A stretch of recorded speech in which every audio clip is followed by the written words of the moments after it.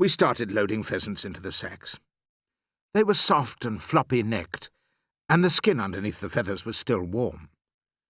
"We can't possibly carry this lot all the way home," I said. "Of course not. There'll be a taxi waiting for us on the track outside the wood." "A taxi?" "My dad always made use of a taxi on a big job." "Why a taxi, for heaven's sake?" "It's more secret, Danny. Nobody knows who's inside a taxi except the driver."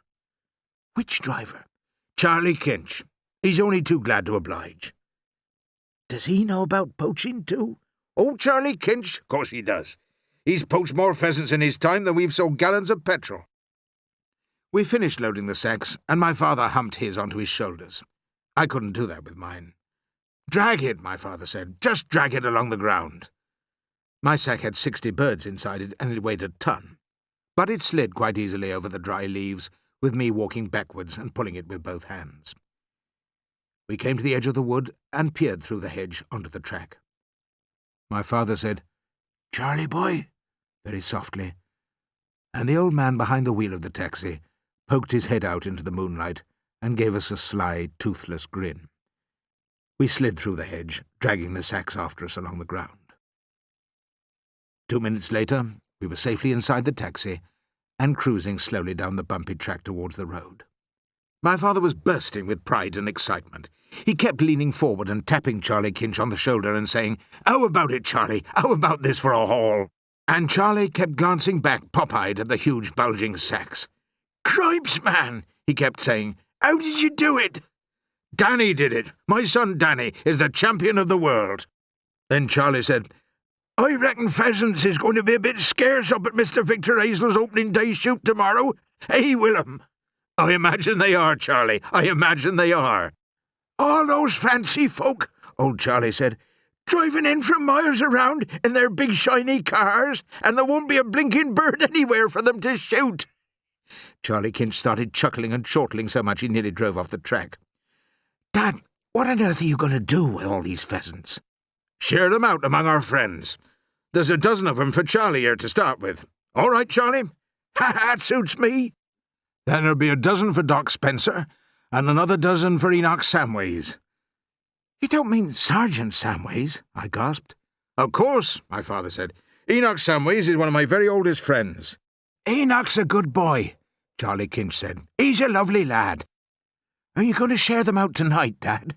"Not tonight, Danny, no. You must always walk home empty-handed after a poaching trip. You can never be sure Mr. Rabbit or one of his gang isn't waiting for you by the front door to see if you're carrying anything." "But he's a crafty one, that Mr. Rabbit is," Charlie Kinch said. "The best thing is to pour a pound of sugar in the petrol tank of his car when he ain't looking.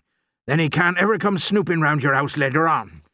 We always made sure to give the keepers a little sugar in their tanks before we went out on a poach."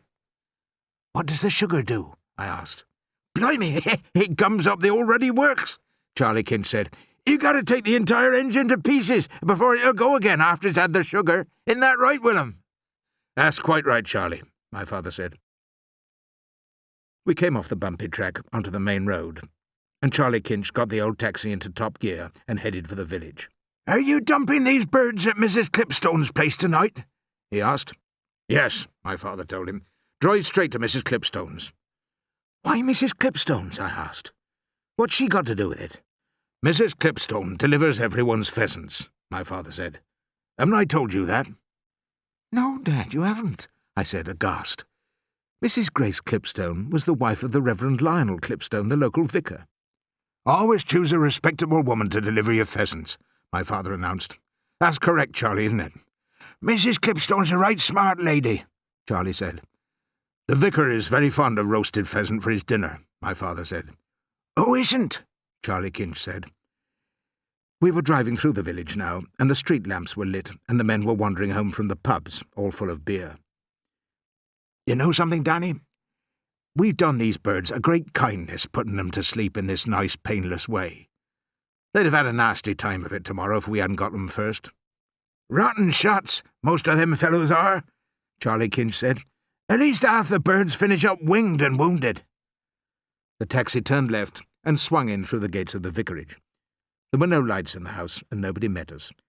My father and I got out and dumped the pheasants in the coal shed at the rear.